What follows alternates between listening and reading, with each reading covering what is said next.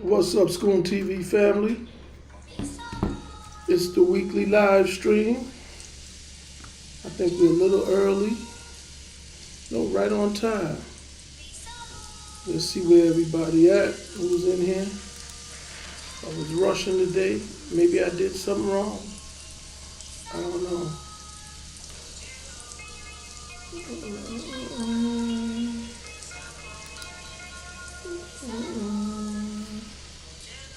Peter, what's up, man? How's the mic sounding? Mumin, assalamu alaikum. Hey Peter, did you check out that Boule documentary? Part 1, part 2? We dropped part 2 about an hour ago. What's up, George?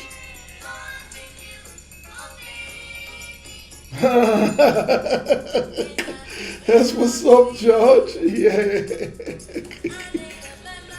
Oh man, what you got for me, Peter? I know you got something. They voted on that Epstein files. I think it's a big nothing burger. Not saying that there's nothing in it, but if there is, we're not gonna see it. Cojones, what's up with you, bro? Oh, the alerts are going out. We gotta get it together. Man, I had such a tough commute in traffic today. It took me a long time. Oh yeah. But you know, we do it together. Cause I don't have no problem sending it back. Like, listen, we gotta get this and we gotta touch on that. What I like about him is that he all you gotta do is point him in the right direction. You know, he's real young, so a lot of the stuff is pretty much before his time. But all you gotta do is give it to him once. Both of the Boule episodes had to be done 2 times. The first one had to be redone almost totally, but the second one, it just needed some slight revisions and additions just to tie it all together. One of the things that I do that I feel I'm good at is connecting dots and bridging separate narratives, showing where they're connected, so to speak. Segues. Yeah. Some people saw the Boule Part 2 and said it was actually better than the first. And that's what I was aiming for. So when he sent it to me on Sunday, I looked at it and it was good, but it wasn't as good. And that's the thing about being really good. Once you raise the bar, you can't slack up. So I didn't let him slack up. And of course, I helped him raise the bar, you know what I mean? Because at the end of the day, I'm more or less an EP or producer, at least on those, you know what I mean? Because those are topics that's really dear to me, that I know. I've written about it, but he's able to do with video what I do with the pen.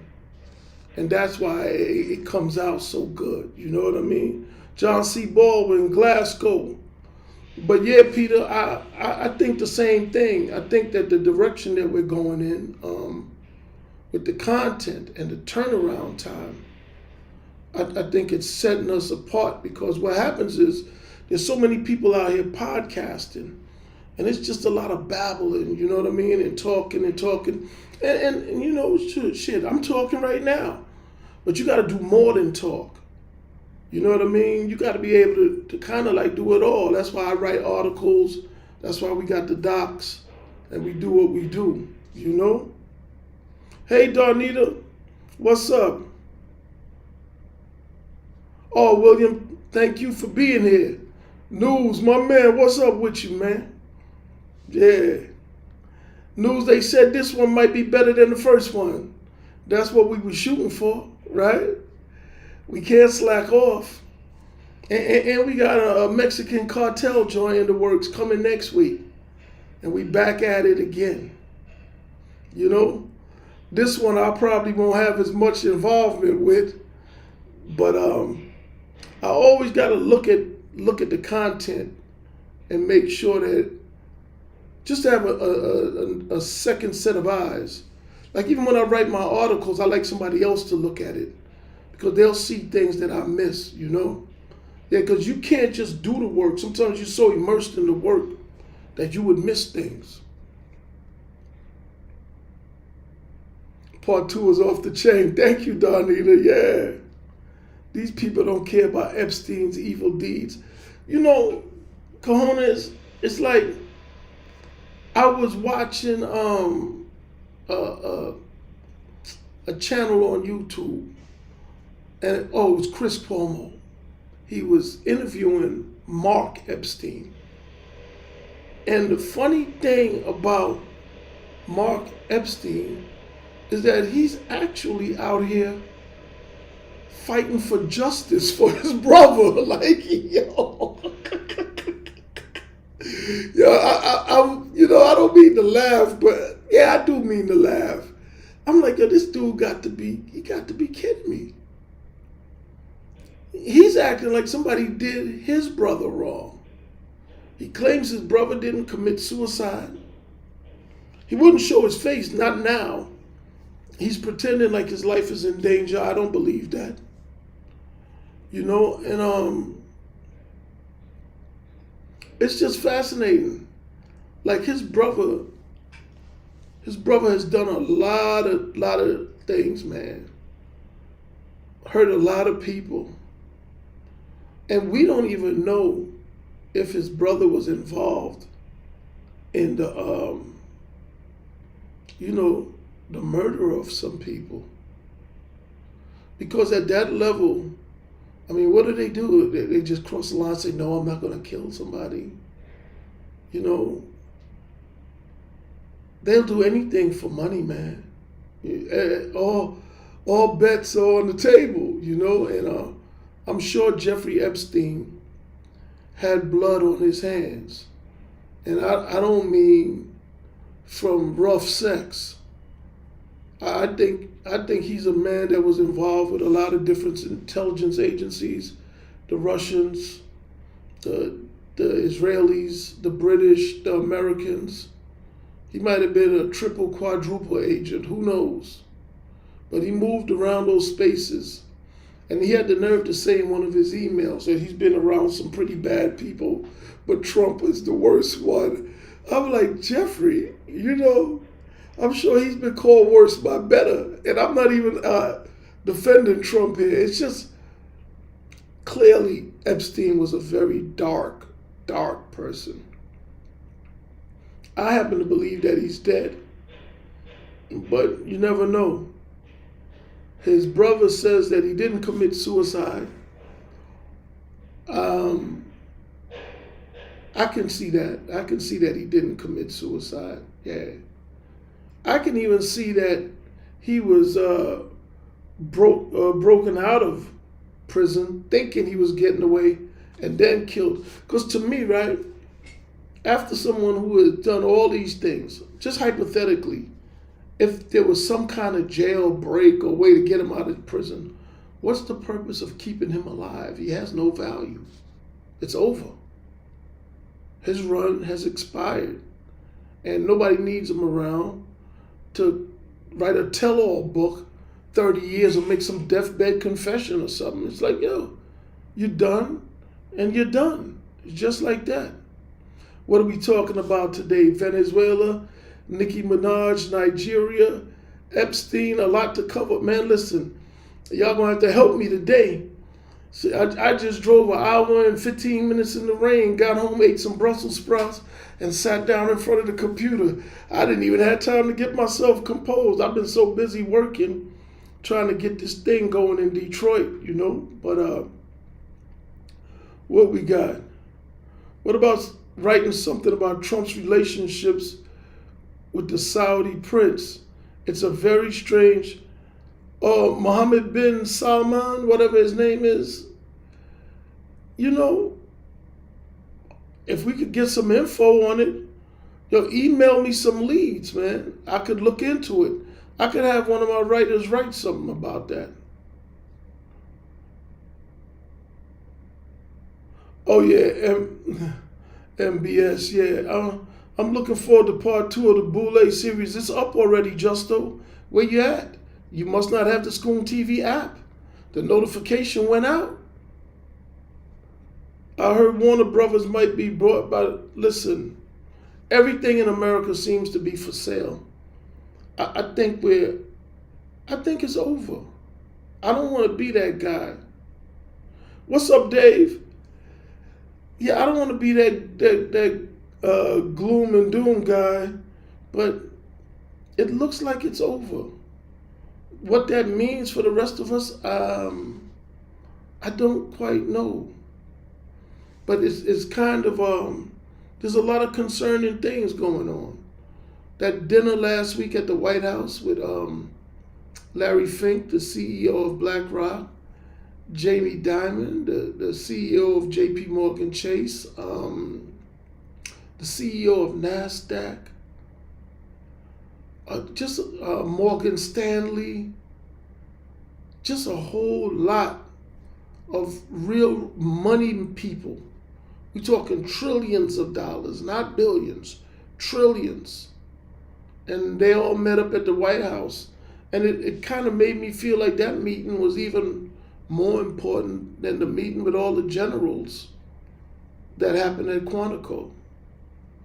You know, my gut tells me they're about to crash the dollar. And just yesterday or maybe 2 days ago, Peter Thiel, he sold all his NVIDIA stock. Now, some people are saying that they do things like this to make the price drop, and then when everybody else sells, they buy it up cheap, and that could be possible. But I really expect by March that the stock market is going to crash. Yeah. I really think the stock market is going to crash. And I think it's going to expose a lot that's going on with the dollar, which I believe is deliberate, by the way. It's like a controlled demolition of the currency.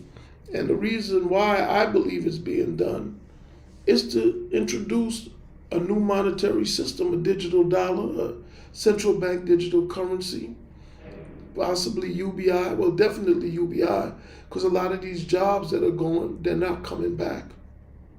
And they have to do something to placate the people. And a dependent people are easily controlled people.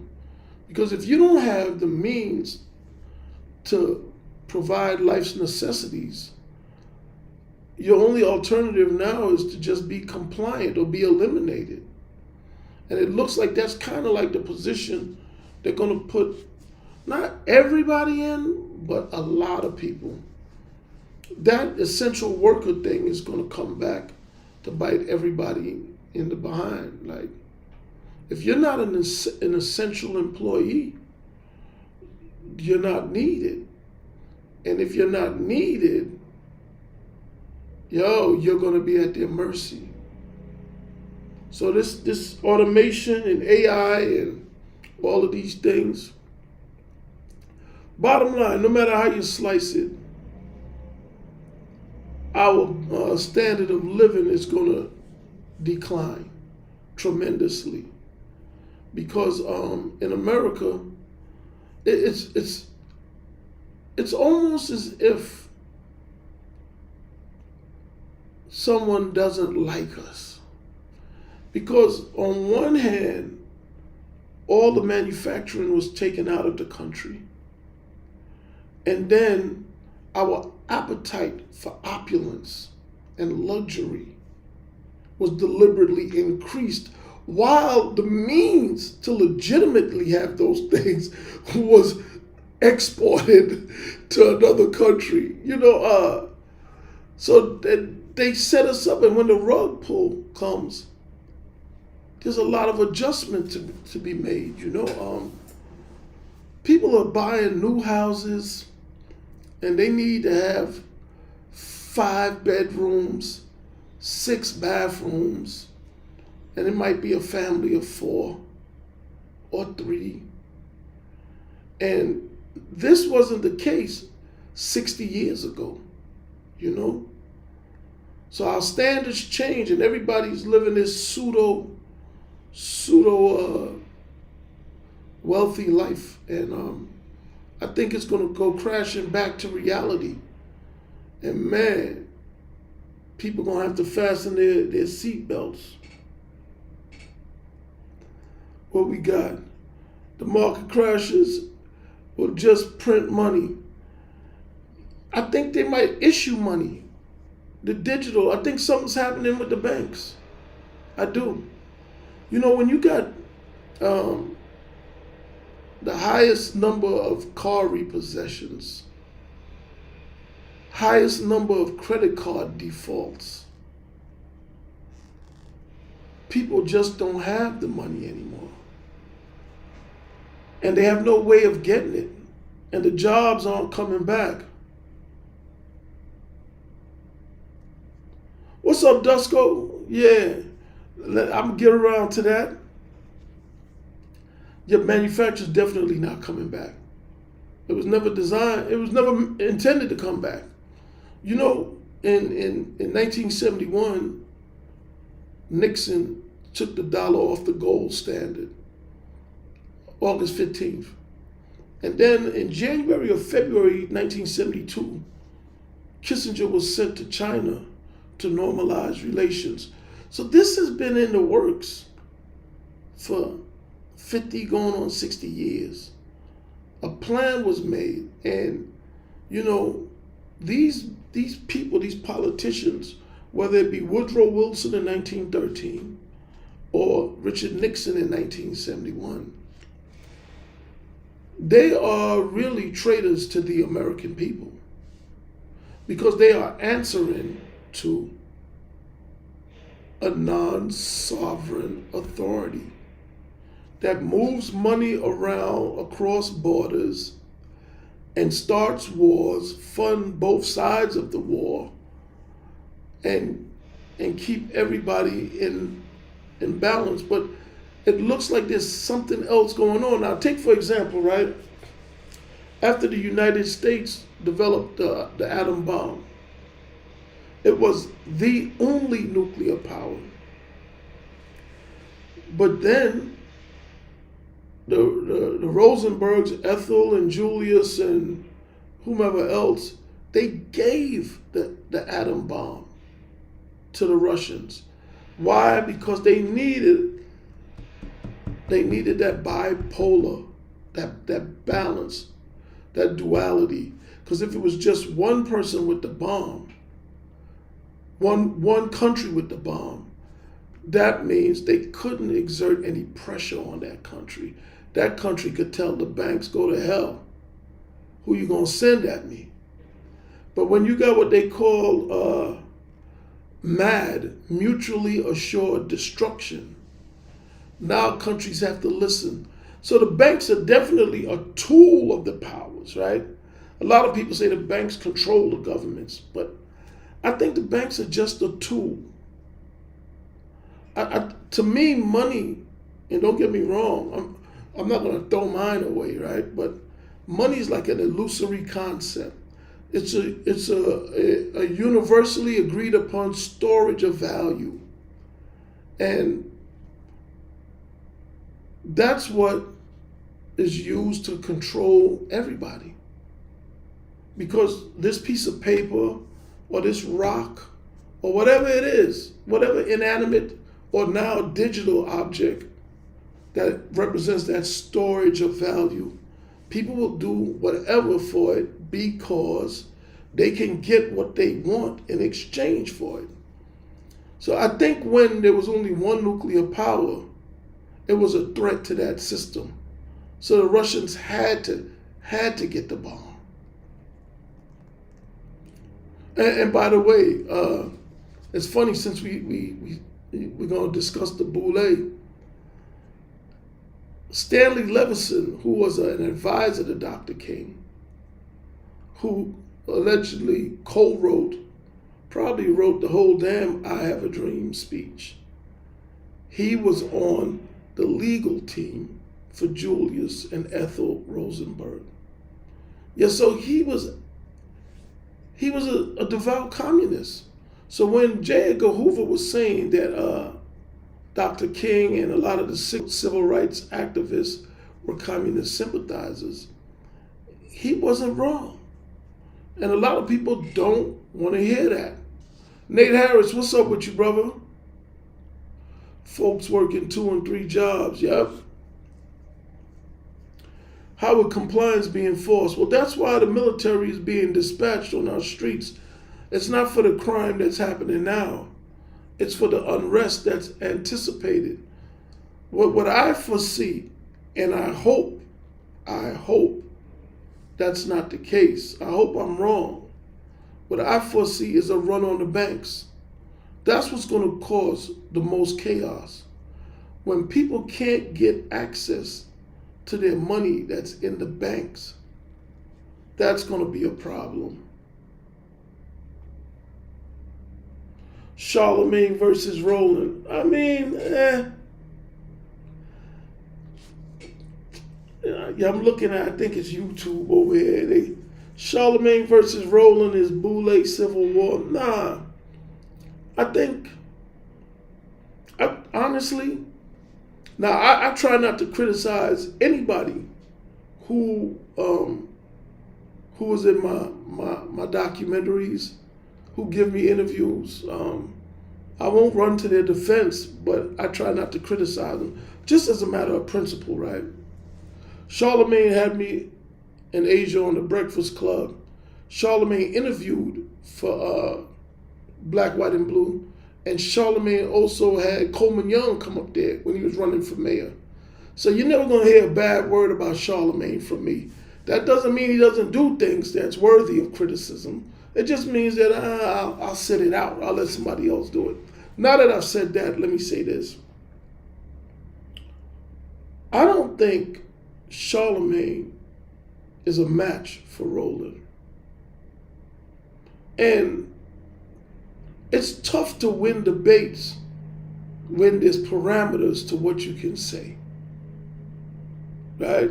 See, now I don't have those type of parameters, right? So it's easy for me to come across like I know more than certain people because I'm free to say more. But when you are in these systems and you are reliant on their money and opportunities that they present, there's certain lines you just can't cross. And it's easy for someone who's challenging you to know that you can't cross these lines, so I could take you certain places and come out looking sharp. So I think Charlemagne is pretty much handicapped in a debate with Roland. And Roland is really kind of sassy anyway. You really can't win an argument with women or feminine men, and we know that Roland's not a woman, at least not yet. Salute, my brother, thank you. He said these streams are needed. I try to do my best, man. Y'all got to download the ScoonTV app. Go check out that Boule documentary, part 2. If you didn't see part 1, don't watch part 2 without watching part 1, please. Vax is going to be a bloodbath. Oh, yeah. Yeah. I know countless black people that have died. Uptick in suicide with black men in my hometown, too. You know, I was researching. I started to research some of this while I was at the office, but I didn't get around to it. But I know off the top of my head that there's a high incidence of vaccine injury and death in Australia, which was heavily vaccinated, and Japan. And I believe New Zealand too. I gotta check that out. But these people are dropping. Now, earlier this year, I spoke about my barber. My barber, his barber shop is next to a funeral home. And the owner of the funeral home wanted him to cut the hair of some of the deceased. And the funeral home owner told my barber that in March, he had done more business than he had done in the first 6 months of 2024. So he was seeing, based on that, in 3 months, or 2 to 3 months, he was seeing the same amount of work that he saw in the first 6 months of 2024. Now that's just using one funeral home. It's not a scientific survey, but if that is consistent, and it seems to be consistent that death rates are increasing, it means that 200%, 300% increase. I mean, that's a lot, man. And a lot of people are dying suddenly. There's that hashtag, died suddenly, or is it suddenly died suddenly, and you watch it. And that brings to mind something else too. Have y'all seen these goddamn artificial intelligence videos? So shifting gears to the Epstein files, I saw a video of Donald Trump greeting Bill Clinton and rubbing his zipper and patting it, and Clinton laughed. It looked so real. Yo, it's scary. Like they could actually frame somebody and produce a video, make it look like they killed somebody. And I'm sure it's going to happen if it hasn't happened already. All that artificial intelligence and that video stuff, man, that's something else. Or Roland came at Hotep Jesus on X. I didn't see that. I've been tagging Roland. He's not responding to me. I mean, I got into it with him before. And he told me how he don't go to the bank. The bankers come to his house. And oh, he's such a queen, man. He really is. He's such a queen. A book, The Shock Doctrine, argues that free market policies have been implemented by exploiting things like wars and disasters. I believe that. I believe that, William.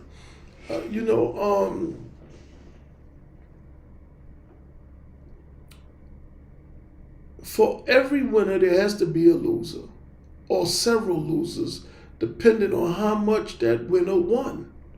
Because every dollar that goes in your pocket came out of someone else's pocket, right? And the person with a lot of money, they've been in the most pockets. Now, I was told this statistic yesterday, that Elon Musk has more money than 52%, the bottom 52% of Americans. So Elon Musk has more money than, let's say, 170 million people. I mean, does that sound right? Does he need that much money? I mean, I'm not a socialist, but sheesh. You know what I mean? Like, what's he going to do with all that money? At that point, when you start amassing that kind of money, it seems like the only purpose of you having money is to deprive others of having money, because you're not going to spend all of that, you know? I just think that there is no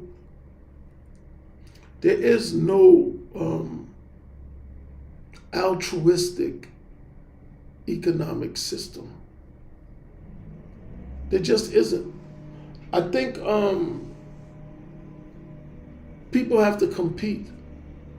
I don't care what kind of economic system it was. There was always poor people. There was always rich people. Mercantilism, it doesn't matter. Socialism, communism. At one time in Russia, I think there was like 10 oligarchs that had over 75% of the nation's wealth. 10 people. At least in America, we have oligarchs here too, but it might be a few thousand of them. Could you imagine like 10 people having the bulk of the wealth of the nation? That's what was going on in Russia. And that's why I'm not a communist or socialist or none of that, because what I realize is that communism is a concentration of wealth. What's distributed pretty evenly is the poverty. Oh, that's going to be distributed. It's like all of you people are going to be equally poor, and you're going to live among each other, and you're not going to notice it because nobody's going to have more than the other one. But there's always going to be some rich people. You ever notice, like, even in like places like Haiti, where people are very, very poor, there's going to be that very rich elite that live up in the mountains, the hills somewhere, gated communities, armed guards, security accompanying them everywhere they go. Because that wealth, when you see real poverty somewhere, it means that wealth is really concentrated among a ruling class, a neo-aristocracy, something to that effect, somewhere. Well, we got Roland came, oh, yeah. If they mess with the Navy pension, I might turn into a career criminal, and that's not my lane. Yo, you gave T.O. Sam, Uncle Sam, too much of my time and let them put that untested anthrax virus in my blood. Yeah. Justo, I think that they're not going to mess with the military pensions. I don't foresee that, because they're gonna need the military to keep the people in line. They're not gonna want to give the military any ammunition to not follow directives. What I foresee is a run on the banks, a collapse of the dollar, and the implementation of a new monetary system. Yeah, that's what I foresee. How soon? All that's probably going to take place before 2030. It's going to start happening next year, because it's not going to be like,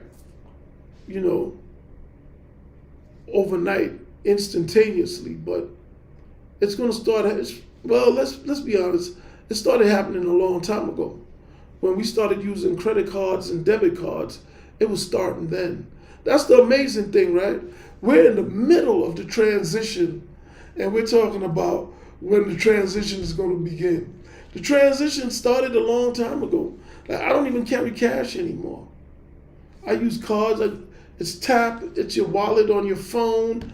It's a slow transition to cashless society, and it's been in place for a while. But the pace is picking up. It's speeding up now. Still no alcohol in Saudi and Kuwait. I don't know how big his platform is anymore. I don't think people watch The Breakfast Club as much as they used to. And they're in a bad shape, in a bad space, because it looks like the interest in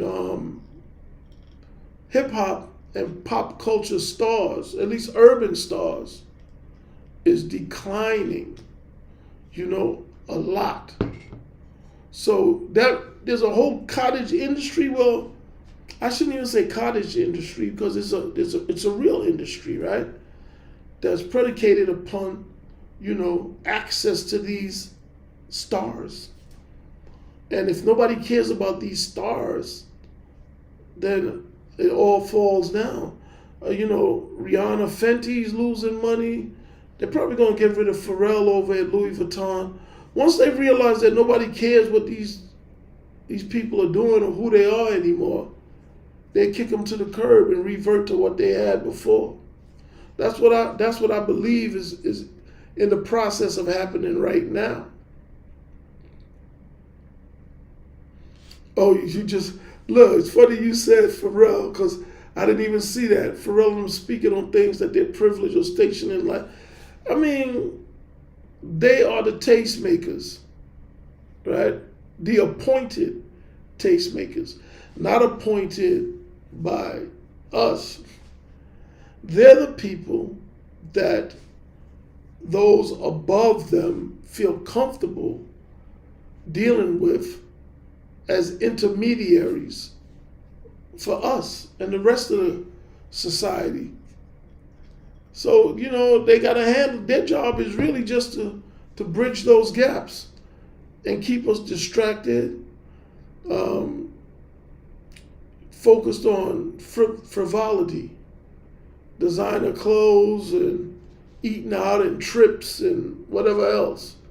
Keep spending money so we don't realize that, they're building a prison around us.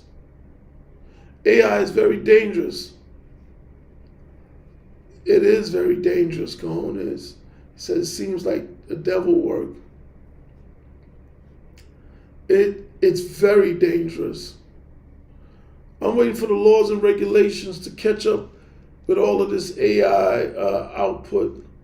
These deep fakes have to be regulated. Dusko, now don't quote me on this, right? But I do remember in the big beautiful bill, I think there's like some kind of grace period where AI isn't going to get any regulation. What's up, Bradley? Good seeing you, man. You must be off tonight. Elon said his robot's going to end poverty. Okay. The more money you have, the more you thirst after buying wicked things. I always believed socialism was the preferred system of the international bankers. Yeah.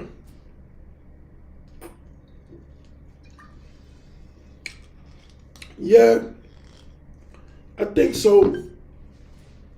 Even though socialism is sometimes described as a transitional phase between capitalism to communism.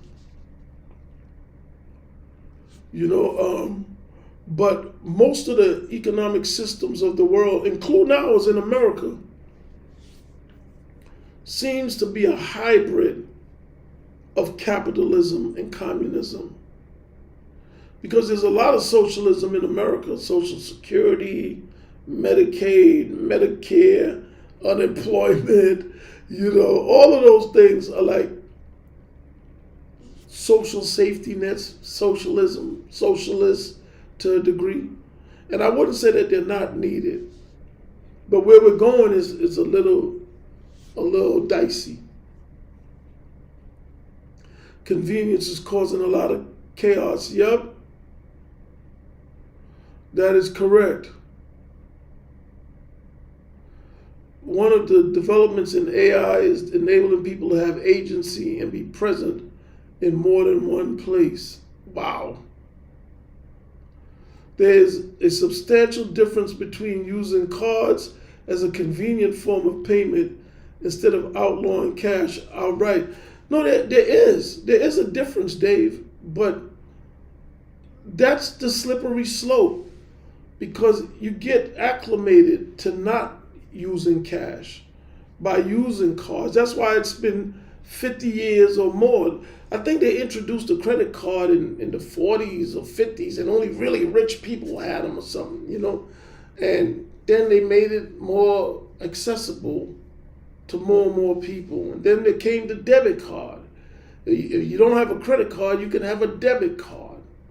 And then, there's Cash App, there's Venmo, there's all of these things. There's a constant progression that's going to get to the point where now it's all digital. Because think about it, when your credit card or your bank increases your limit from, let's say, 5,000 to 15,000, did they print more money to cover that? That's just binary codes, man. Why are the biggest advocates for socialism from people with affluent backgrounds? It could be guilt, or it could be they trying to make people feel like they care about them. Like, I'm one of the good guys. It could be a lot of things. They want the body to be the currency. Yeah, I know that Bradley, they're moving towards having that chip in the hand. They got it at Whole Foods already. I think you could pay for stuff with your palm or something like that. I never even considered it, I got the app on my phone, the Amazon Prime app, and I get my discounts like that. But that's what it's all going towards anyway, where your body is going to be the telltale sign. All your records, everything is going to be in a chip. Oh, thanks, Glasgow. Yeah, I posted that, that collage from the wedding last year. Yeah, that time went by fast, man. We didn't even really do anything because, first of all, I actually got married in April. I had the service in November, so now I'm kind of stuck with 2 anniversaries, Yeah. The ones who sell us the AI will be the same ones who sell us the detectors. Same old story. It's like the radar detectors, right? There's a company called Cincinnati Microwave. And I don't know about now, but I always had a Passport radar detector, right? Because, I used to burn the road up. And Cincinnati Microwave was making the radar gun and the radar detector. I think it's beyond the chip, but the blood with the nano and such. Oh man, you going there, Bradley? For sure. For sure. With the the lipid nanoparticles that's already in everyone who got vaccinated, self-assembling nanoparticles. What are these things assembling in your bloodstream? Man, it might be. And also, Bradley, there's the luciferase. I think I'm pronouncing it right. Luciferase. It's an enzyme that's in fireflies, lightning bugs, as we called them as kids, that cause them to light up. You see Lucifer, the root word, the light bringer. And allegedly, the luciferase, that enzyme, is in the vaccine. In other words, you could have a forged vaccination card or whatever, but if you put your hand under a certain light, the vaccine would glow in you from the luciferase. It's a very dystopian time we're going into, man, for sure. Why are they bringing in Nicki Minaj to talk to the UN about it? Nicki has been saying a lot of wild things, and it kind of puts me in the frame of mind of Candace Owens. What's up, Costello? Yeah, it kind of put me in the frame of mind of Candace Owens, right? And when you see these people who got a lot to lose just jump out there saying some of the wildest stuff, it's, in my opinion, it's because they got the okay to do that. Yeah. They're like agents of chaos, so to speak. And it doesn't mean that they're lying, right? But you just don't go after people and create all of this confusion. It's like, even like with the whole Epstein and Trump thing, which, by the way, I compare to like the Epstein emails is like WikiLeaks. All this talk, people are talking about the size of Trump's penis and all this, and none of that has anything to do with anything because something really major is going on. But you know, they give low-level thinkers low-level things to talk about. You know, WikiLeaks, it was spirit cooking and Pizzagate, and then there was Obama's birth certificate. It seems like the same plays that was run on the Democrats is being run on the Republicans now. And that's not to say that these things are true, you know, because to me, MAGA looks like Black Lives Matter. And Trump, he's the right-wing version of Obama. He's idolized the same way on the right, the way Obama is on the left. And Charlie Kirk, he is their George Floyd. And when you watch how all of this is playing out, it's just wash, rinse, repeat. And each side has a turn of being the target and being the one in hot pursuit. They have their turns, man. And the people, they just go for the ride. They just become preoccupied with nonsense. In Nigeria, I don't know what's going on in Nigeria. I saw that Trump was talking about going in there because of Christians dying. I wonder if he's going to let some Nigerians come to America. He did that for South Africans, you know. Yeah, they've been killing Christians in Nigeria, allegedly, you know. The Nigerian military is pretty strong for Africa. In fact, I forgot the name of the African, they have their own like United Nations within Africa. There's a name for it that's slipping my mind, but when they go to other countries in the continent to quell unrest, the Nigerian troops are pretty prominent in there. They're organized. Nigeria has some money. I think it's the most populous country in Africa. They have like 400 dialects. There's a lot of people. And they have oil, so they have money. They have the means. There's a lot of corruption and mismanagement in Nigeria. What you say, Dave, you're a capitalist, but I'm also a believer in an open playing field. No matter who has the best ideas, the playing field must be open to everyone. Now we have a closed capitalist system. Yeah, it's called crony capitalism, right? And I think it's unavoidable. I do. I think it's unavoidable.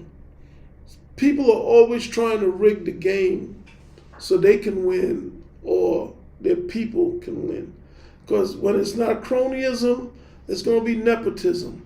Somebody want to get their son in there, or their daughter, or their nephew, or their neighbor's son, or something like that. So it's just one of those things, man. I don't think there's a way around it.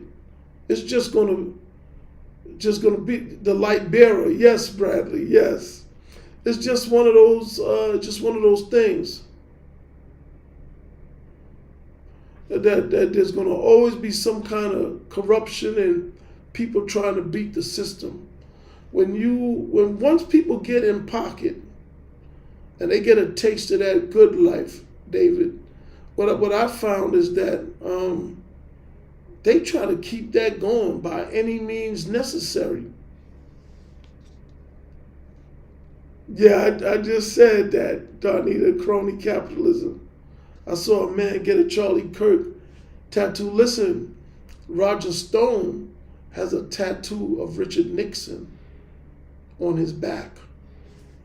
Listen, go figure, right? Speaking of South Africa, you still keeping up with that rapper you discovered? Yeah, I gotta send them part 2, because part 2 has a lot about Nelson Mandela. I knew what was coming in part 2, so I was just getting them primed. And I had a South African writer named Gugulethu Hughes, right? And he had a lot of traffic from South Africa. South Africa was actually at one time the number 3 visitor to ScoonTV. Behind the United States and Canada, it would be South Africa. Yeah.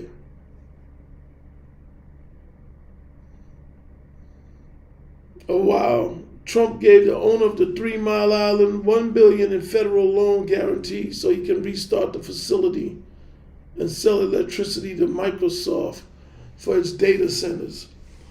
Well, do we need the data centers? You know, that's the question. Because it looks like we need some power. This morning, ScoonTV was offline with a lot of other sites because of what? An issue with Cloudflare. Is it Cloudflare or Cloudflare? I think it's Cloudflare. Cloudflare. Yeah. Let me see. I sent it to my brother this morning because I did not know. I saw the notification when I tried to log on, and I was like, oh, it's Cloudflare. Yeah. Yep. And so many sites were down. Amazon Web Services, AWS, Twitter was having problems, X. Even though like ScoonTV is on its own server, in order to connect and communicate with other sites on the net, it has to be tapped in to some of the same systems. And we got caught up in it. So yeah, to your point, Peter, they may well need it. It may be for the good. Because what I saw happen today, it's really fragile. We rely on the internet for a lot, man. For a lot. Those wallets on the phone, everything. $1 billion, eh.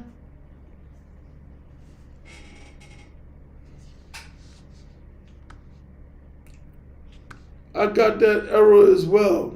Yeah. I saw it. It lasted for about an hour. I think it started at 7 o'clock this morning or something. And by 9 or 10, it was good. Yeah, all these sites was crashing, not crashing, but you couldn't get access.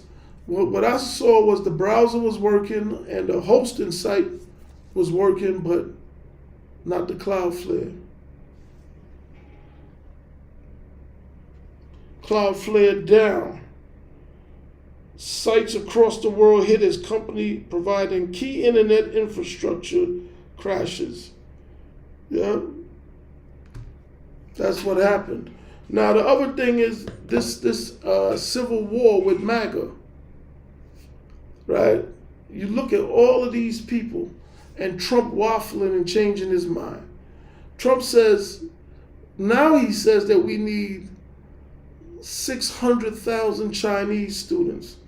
I thought we just had ICE rounding up Chinese and Middle Eastern and what have you. And the reason he gave for it is that our university system would lose half of the schools without the Chinese students. So I'm confused. Do we have a problem with China? Don't we? Is China a friend? Are we relying on an adversary for sustainability? How's that tariff war going? You know? Confusion is of the devil, of course. And you know when I say I'm confused, I'm being rhetorical here, because I know what's going on. He's waffling, right? Even with the H-1B visas. Now he's saying that we need H-1B visas because Americans They just can't do that high level work.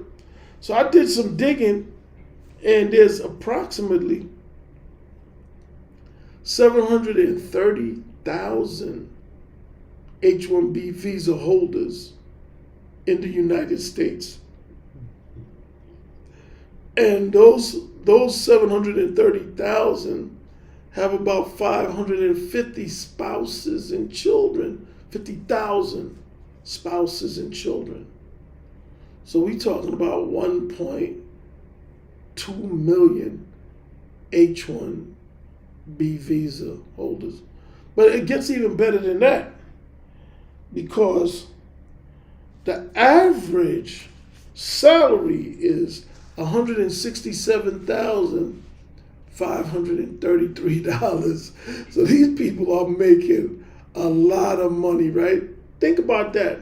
The H-1B visa holder is making $167,000 as the average. Most of the employees are in the tech sector and healthcare. Now, in comparison, only 6% of black men make $100,000 a year. 6%. 6%. Trump says, there's not enough Americans who can do the work. What a tragic statement. So on one hand, we got ICE running around snatching people up at bus stops and everything else and deporting them. And on the other hand, we're inviting Chinese students in, 600,000 of them. And we got about, we got 730,000 H-1B visa holders with about another 500,000 dependents in the country. And not only are they here, but they're making really good money. The average is 167. Now, I don't have a problem with any of it. I'm just pointing out the hypocrisy and the contradiction in all of it. On one hand, you're talking all this tough shit about immigrants, and then on the other hand, you're kind of admitting that the country can't run without the immigrants. So what's going on? So now we have to take a look at what the immigrants look like that's being rounded up versus the ones who are coming into the country that's going to the best schools. Because these aren't like your run-of-the-mill Chinese that's coming to America to attend our universities. These are the children of the Chinese elite, the upper class. And keep in mind, in a country with 1 billion people, 600,000 elite kids is very, very doable.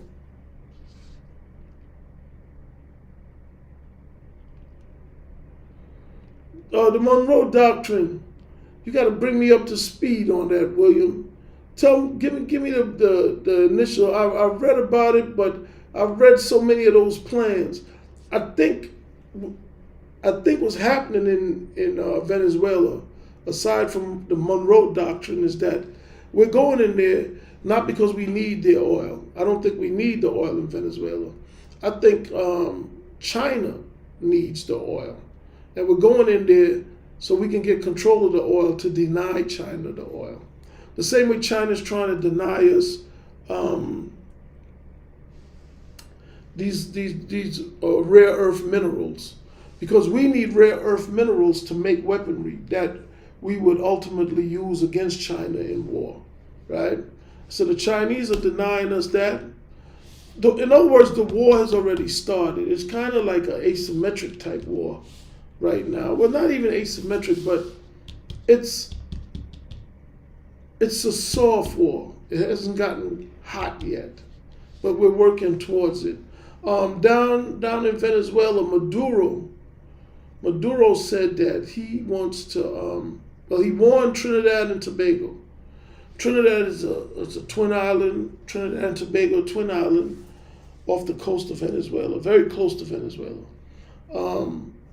And Maduro warned the Prime Minister of Trinidad that if America invaded Venezuela, that he would invade Trinidad. And the reason why is because Trinidad has been accommodating American ships and troops and allowing them to have exercises off the coast of Trinidad. And Trinidad, there used to be an American base in Trinidad. It was called Chagaramas, I think the name is. And it was once, the U.S. kind of controlled Trinidad, so to speak. If they had a military there like the Philippines, they kind of had a lot of influence in what was going on. But Trinidad is very, very close, to Venezuela as far as geographically, right? It's like you could, from the furthest point on Trinidad, you could see lights in Venezuela. That's how close it is, right? And whatever they do with Venezuela, it looks like Trinidad is probably going to be, Trinidad or Tobago is going to be the launching point. There's ships all in the Caribbean. There's a lot of firepower down there. But with Donald Trump, you don't know what's going to happen. He's sent carrier strike groups to the Red Sea and, and the Arabian Sea and everything, and nothing happens. Now they got the Gerald Ford down there off of Venezuela. Who knows? They all may get called back. You never know when something's going to happen. Now, everybody's saying that we're definitely going to go into Venezuela. Maduro says he's armed. He's armed the citizenry, and he may not be popular. But one thing for sure, two things for certain: in a time like this, I believe the Venezuelan people will probably choose to defend their land, not so much fight for Maduro. But nobody wants to know that there's an invader in their country, right? I mean, hypothetically, if there was troops, foreign troops invading in America, nobody would give a damn about Trump or who's the president. Americans would defend American soil, and it wouldn't have anything to do with we're doing it for Trump. Nobody would give a shit about him at that moment. It would be something bigger.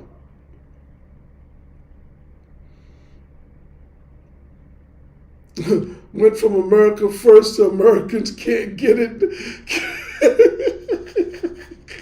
Hey man, but that's the beef that MAGA has with him. Marjorie Taylor Greene, she's putting a bill in Congress that's supposed to end the H-1B visas.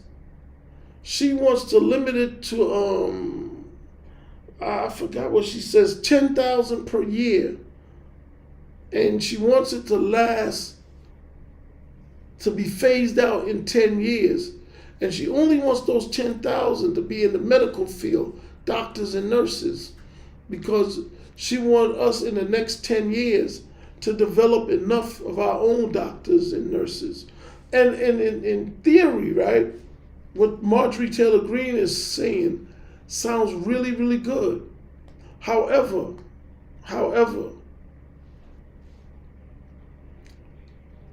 the cultural shifts in America, nobody really wants to be a blue-collar worker anymore.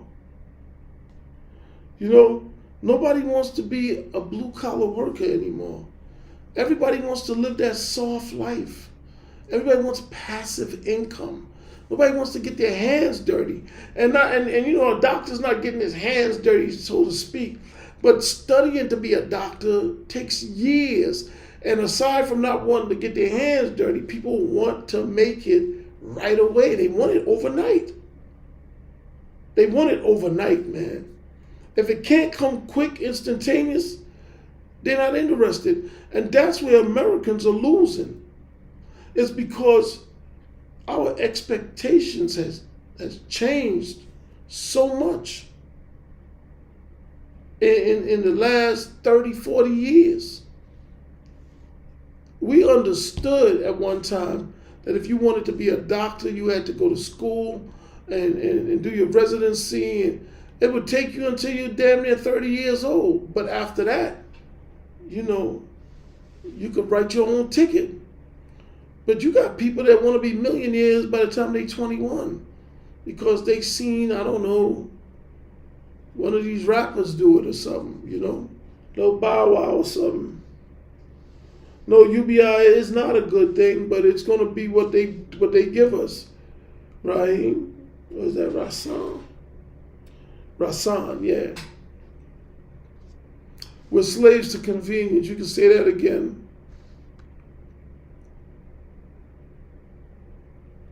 We've already been invaded in the USA. Yeah, but not by soldiers, right? If we've been invaded from our southern borders, well, they were invited in. And not only that, their entry was facilitated and funded by enemies within the government in high places. Having the largest and most advanced warship as well as a dozen other warships in the Caribbean is crazy and a waste of resources, in my opinion. You know, it's just starting to look like Trump is doing a lot of pump faking. You know, he says a lot of stuff, then he goes back on what he says, the tariffs with China, the this, the that. It's like one big psyop, man. It really is.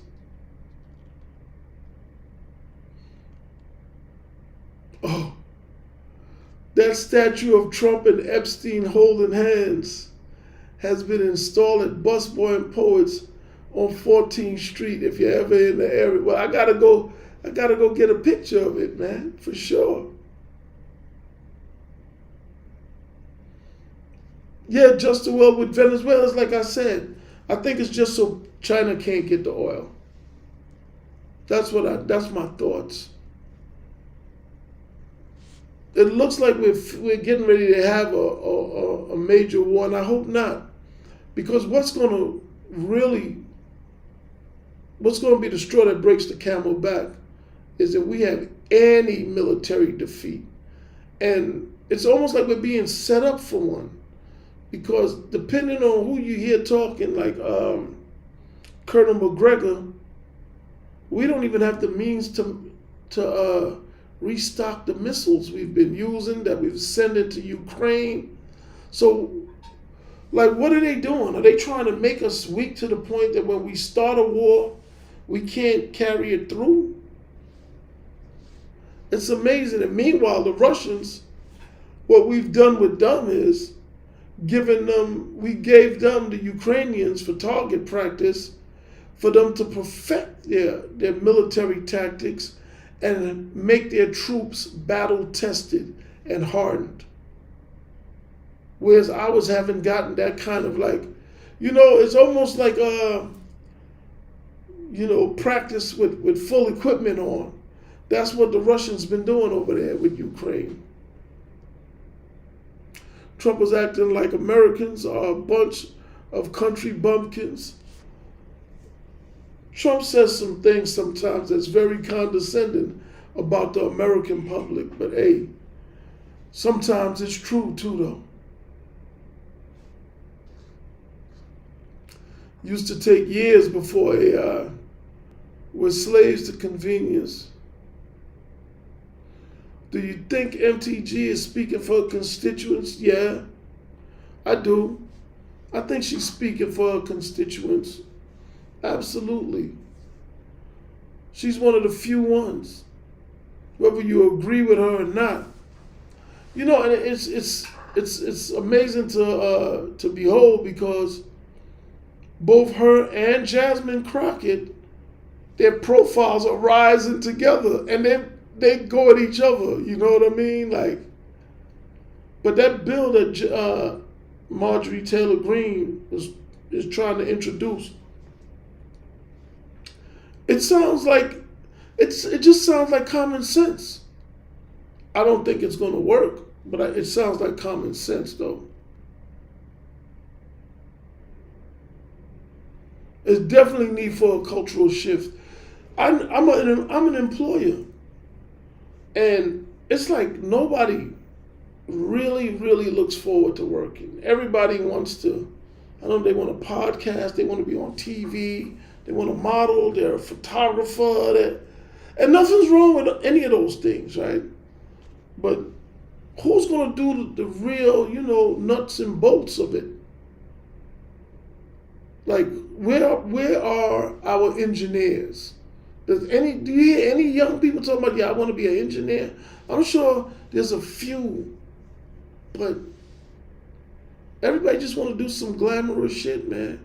I was disappointed. I was disappointed when I saw Eric Adams talk about, now I could fly private to St. Bart's. And I'm just like, is that what was on your mind, bro? Flying private to St. Bart's? And do what? Lay on the beach? Like, you're 60-something years old. You got money. You should have had a few trips already.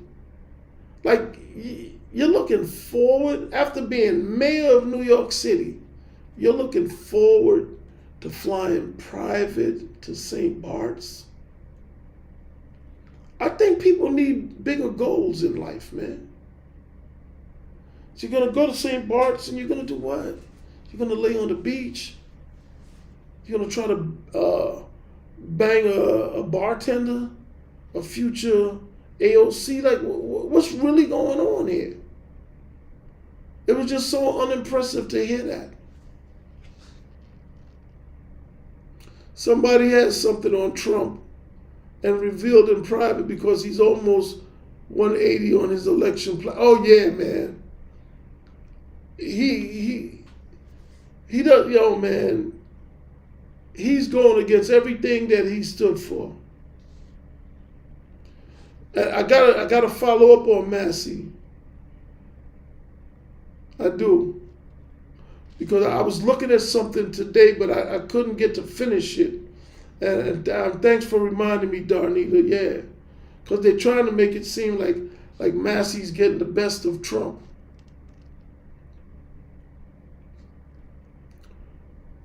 Wait a minute, I gotta read this one. Trump responded to a female reporter asking about the Epstein files by saying, quiet, piggy. Oh Lord, yeah, that man is crazy.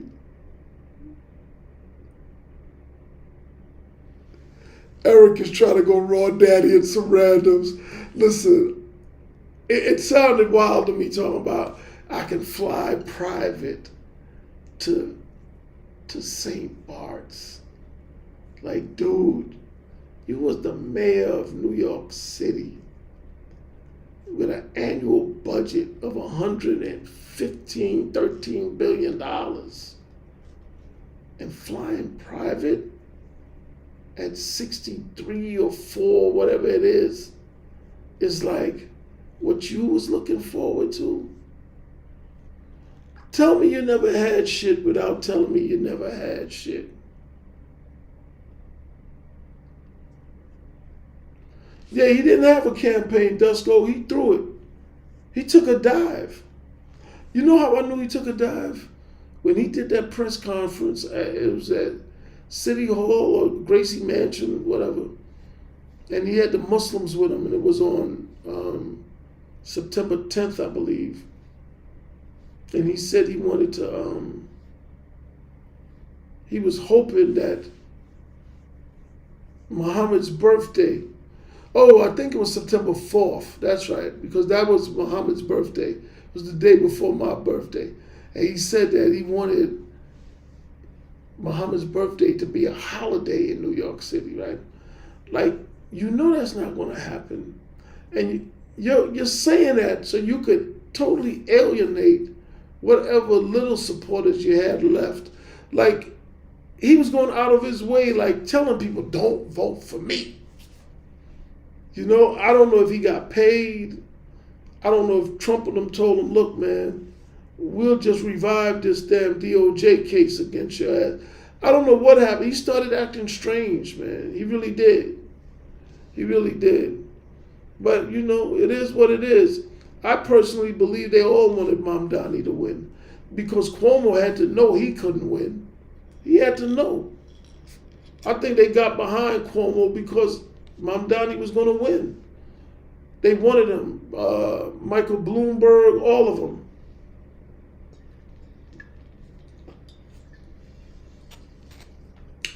Mamdani's the perfect person to have that UBI rollout in New York City. Could you imagine if they use UBI and whatever other technological flim-flams they got up their sleeve in New York City, and they get enough people to come out and act like it's really working? That's all they need to sell it to the rest of the country. You know, they say Adams is on that player-ish. You know, he's 60-something years old, man.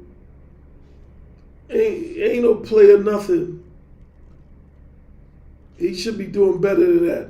Yeah, I saw Adams in Israel, Peter, and he said he returned because he wanted to tell. He said, I wanted to tell you that I served you well as the mayor. And it sounded like he was panhandling, you know. He probably took his yarmulke off and passed it around to see if he could get some shekels in there after he was done fake praying at the Western Wall. It's just, nobody has any kind of dignity anymore, man. Everybody's for sale. And it's just sad to watch. It really is. It's just sad to watch. You know, Trump goes over there, he puts on his yarmulke. Trump can't even hold up the Bible and without it being upside down. And he's selling Bibles. Like, how can you take anybody seriously nowadays, man? And yeah, Colton, what's up with you, man? Yeah, and yeah, somebody definitely got some dirt on old Mr. Trump. That is beyond the shadow of a doubt. What that dirt is, I have no idea. But has anyone got an update? Did the House vote and pass for releasing the Epstein files? It has to go to the Senate next. Trump said he's going to sign it. Me personally, I think there's going to be a lot of redacted names in there. That's what I think. Oh yeah, that rabbi, I forgot his name. He's a Sephardic Kabbalist, so he practices Kabbalah, and Kanye and LeBron James and a lot of others, they visit with this guy and they see what's going on with him, you know. The House and Senate passed it. Okay.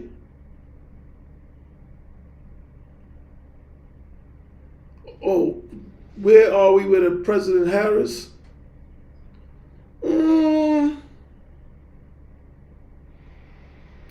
It would be less confusion, but we would be closer to where Trump is taking us anyway, which is UBI, central bank digital currency, Palantir. All of that stuff was in the works, and it was going to happen. You know, I think Kamala would have done it differently. Well, that's the purpose of having two parties, right? They take you to the same destination, they just take different routes. But we were going in the same direction, in my opinion, Peter. Kamala was definitely, whatever was told or demanded, she was going to do it, and do it quickly. MTG versus Harris, nah. politics is nothing but a damn circus show. It's turned into a new form of entertainment, Mumi, for sure. If we pull up to Detroit City Hall in Yarmouth, the election is in the bag. Well, you know news. The Jews are in Grosse Pointe and Birmingham in Michigan. And they get a lot of the money, man. A lot of the money. I did some research on a company called Team Wellness in the mental health space. In the last 2 years, from 2023 to now, they've been awarded like $24 million in contracts from the city. And you can rest assured that nobody who owns that company, who's splitting up all that money, lives in the city.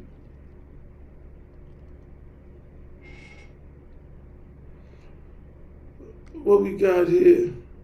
There was a conservative radio host who campaigned hard for Sliwa the whole period, and then a week before the elections, he said Cuomo was the only way to defeat him down here. Cuomo had the balls to show up at a senior living facility to stop for votes. That's when I knew the fix was in. Yeah, yo, Justo, you call it good, but I'm glad you're saying this, man. These guys were shooting themselves in the foot. It was all meant for Mamdani to win the whole time, man. Like, for real. It was definitely meant. Clay Higgins from Louisiana, yeah, good old Clay. He wanted to distinguish himself. Oak Park, okay. Michelle Obama says America is not ready for a female president. I don't know what's going on with Michelle Obama. She's definitely enjoying podcasting with her brother, who looks like, he's a little light in the loafers. The Senate passed it by voice vote of unanimous consent. So I guess it's for Trump to sign off on it. We're going to find out what's happening tomorrow. A whole big nothing burger. That's what I think it's going to be. A whole big nothing burger. It's going to be like the MLK files, the JFK files. They said they're going to release it, and you think it's going to be this big, and it's just nothing. Sliwa was best of the evils. I don't know about that one, Rasad. Hell nah. I think Sliwa was just running to boost his radio ratings. That's what I think. That's what it looked like to me. For sure. The distraction, nothing burger. That's what I think, Darnita. I think all of this stuff is really just one big distraction after another. Everybody and their interns is on tape getting hand jobs from 17 years old. 17-year-olds. Listen, Peter, you remember there was a, what they call it, the controversy with the pages in Congress. Apparently the congressmen were banging all these young guys that were like some kind of interns or something up there. And this was going on like in the 80s. Webster Tarpley wrote a book about Boys Town and boy prostitutes going through the White House when Herbert Walker Bush was president. There's something going on that level, and it's not specific to any one party. I think it's both parties. There's something going on there, and I think a lot of people know it. I don't know if everybody's involved with it, but you can't be around Washington and not know about it. You can't be in Congress and not hear about it, not see it. You know, take John Conyers, the deceased John Conyers. So I had a picture of him. I gotta find it. He was in a warehouse. He was at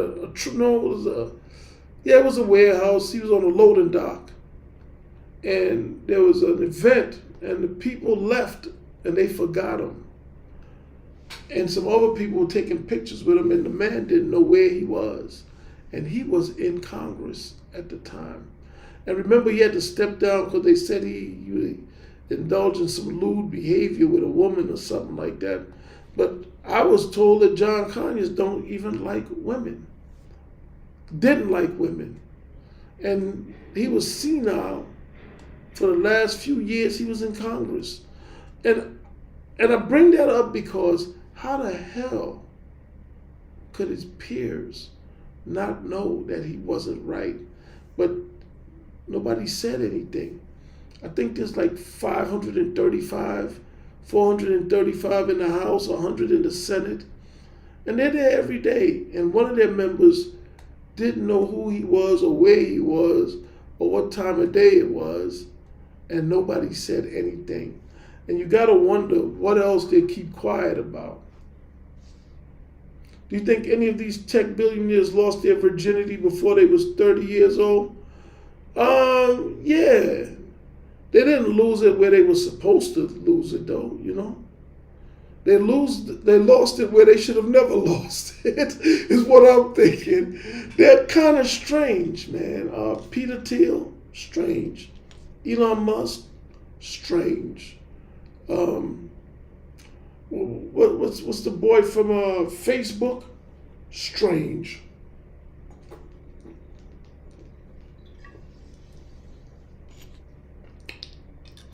They're all very, very strange people.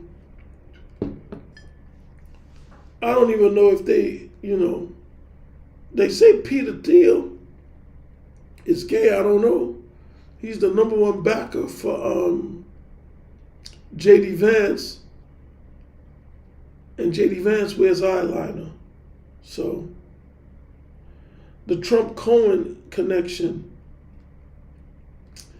Yeah, because Cohen seems a little light in his loafers too. When I first saw Cohen, before anything happened, I said, "Oh, Trump can forget. He can forget about it.